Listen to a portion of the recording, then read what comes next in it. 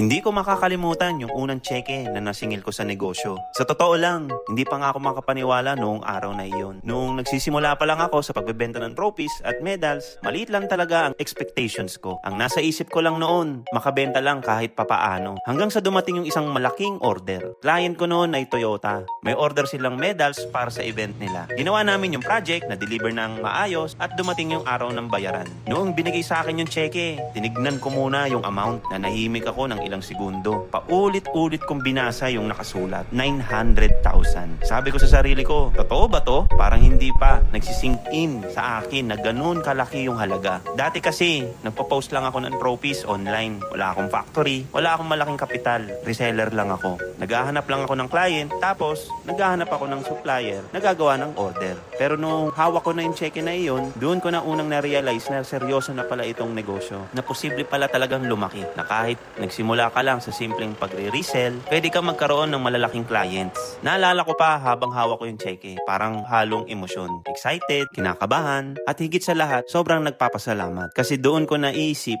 na baka ito na talaga yung simula ng negosyo ko. At doon ko rin naalala yung sinabi ng dad ko bago siya mawala. Pagpatuloy mo lang yung nasimulan ko. Simula noon, mas lalo kong sineryoso ang awards business. At hanggang ngayon, iyon pa rin ang industriya na tinutulungan naming pasukin ng mga gustong magnegosyo. Hi, I'm Mervin. At Awards Gallery Philippines, we help resellers earn 5 to 6 digits selling trophies, plaques, and medals without capital.